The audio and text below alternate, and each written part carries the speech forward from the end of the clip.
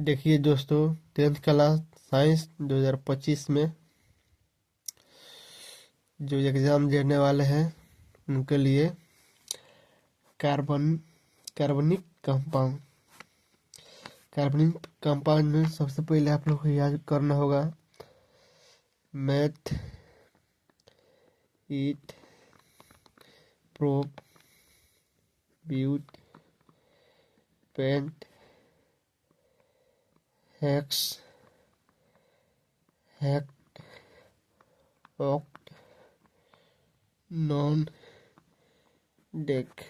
ये 10 गो है। ये 10 गो याद कीजिएगा, सवाल बन जाएगा इस पर से।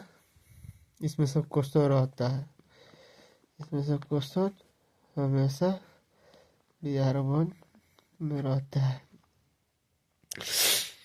जैसे एल्केन का सूत्र क्या होता है? एल्केन का सूत्र क्या होता है? एल्केन का सूत्र देखिए, आपको 3 गो सूत्र लिखते हैं। एल्केन, एल्किन, एल्काइन हर में पूछा जाता है। एल्केन का सूत्र CnH2n+1। एल्किन के सूत्र CnH2n होता है। एल्काइन का सूत्र क्या होता है? एल्काइन का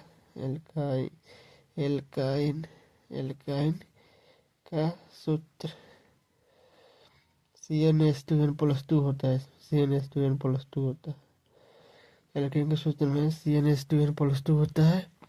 एल्किन के सूत्र में CnH2n होता है। एल्काइन के सूत्र में CnH2n-2 होता है। इसमें क्वेश्चन पूछता है एल्केन के, जैसे एल्केन के सूत्र पूछेगा तो नामकरण एल्केन इस तरह लिखाता है। जैसे मैथ प्लस इन लिखाता है, एन मैथ प्लस एन लिखाता है। तो मेथेन के मेथेन कौन नंबर पर है? 1 नंबर पर है। तो CnH2n+2।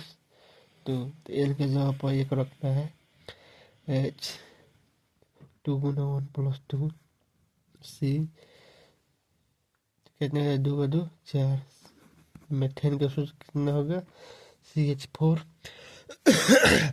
इसी तरह आप जैसे प्रोप प्लस एन प्रोपेन, ये प्रोप कहाँ पर है? प्रोप 3 पर आता है। प्रोप 3 पर आता है। प्रोपेन मैंने एल्केन ग्रुप है। तो इसका सूत्र क्या होता है एल्केन का? CnH2n+2। 3 पर है तो C3H2 × 3+2 C3 6+2 C3H8। ठीक हो गया। क्वेश्चन इस तरह पूछा जाता है। उसी तरह एल्किन पर होगा। एल्किन पर जैसे ईथ लेते हैं। ईथ, इसमें ईथ प्लस एन इथीन, ईथ प्लस इन, इसमें इथीन होता है। ईथ कहाँ पर है? 2 पर है। इसका सूत्र क्या होता है?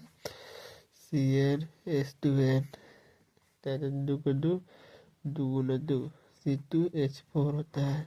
ठीक, इसी के पर एल्काइन का बना लीजिएगा। ये सूत्र महत्वपूर्ण है, को कितना बार एग्जाम में पूछा गया है। एल्केन का सूत्र क्या होता है? CnH2n+2। एल्किन के सूत्र CnH2n होता है। एल्काइन के सूत्र CnH2n-2 होता है। उसके बाद कुछ सूत्र लिखते हैं। एल्कोहल का सूत्र क्या होता है? CnH2n+1 OH होता है। एल्डिहाइड का क्या होता है? एल्डिहाइड का सूत्र क्या होता है? एल्डिहाइड के सूत्र CH3CH3CHO होता है। कार्बोक्सिलिक एसिड के सूत्र क्या होता है? CH3COOH होता है कार्बोक्सिलिक। इसमें खाली यहाँ पर रहता है, हम ग्रुप बना दी है CHW। ठीक। उसके बाद कीटोन का क्या रहता है? कीटोन का सूत्र इस तरह रहता है।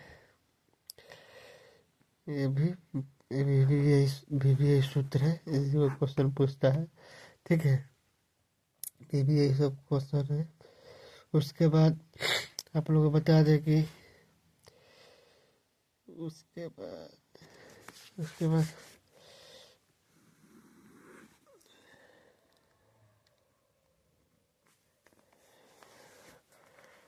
एल्किन का सूत्र याद कर लीजिएगा। एल्किन का, एल्काइन का। उसके बाद पूछता है संतृप्त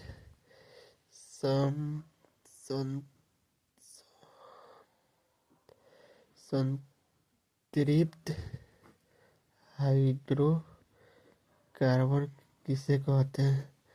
ये भी देख लीजिएगा। और संतृप्त हाइड्रोकार्बन किसे कहते हैं, ये भी पूछता है। उसके बाद पूछता है वियोजन अभिक्रिया किसे कहते हैं? वियोजन अभिक्रिया किसे कहते हैं? वियोजन अभिक्रिया किसे कहते हैं? वैसी अभिक्रिया जिसमें एक पदार्थ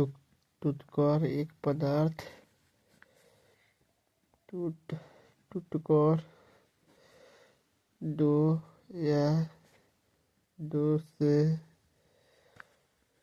अधिक पदार्थ का निर्माण करता है उसे वियोजन अभिक्रिया कहते हैं। वियोजन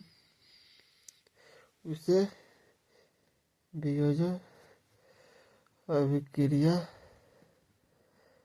कहते हैं। जैसे CO2 जाएगा था C+O2, एग्जाम्पल में हो गया। तो पूछता है उदासीनीकरण अभिक्रिया। ये 21-22-23 में पूछा था। उदासीनीकरण अभिक्रिया किससे कहते हैं? जब अम्ल और क्षार मिलकर लवण तथा जल का निर्माण करते हैं तो उदासीनीकरण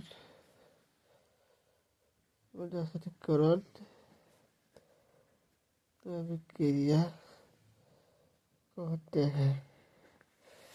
एग्जाम्पल में जैसे अम्ल प्लस क्षार मिलकर लवण प्लस जल का निर्माण करता है। पूछता है अम्ल का पीएच मान कितना होता है? अम्ल का पीएच मान 7 से कम। क्षार का पीएच मान 7 से ज़्यादा होता है। उदासीन विलयन का पीएच मान कितना होता है? उदासीन विलयन का पीएच मान 7 होता है। ये सब पूछता है। उसके बाद पूछता है मानव शरीर का पीएच मान। मानव शरीर का पीएच मान 7 से 7.4। मिट्टी का पीएच मान कितना होता है? 5.6 होता है। अम्ल वर्षा का पीएच मान कितना होता है?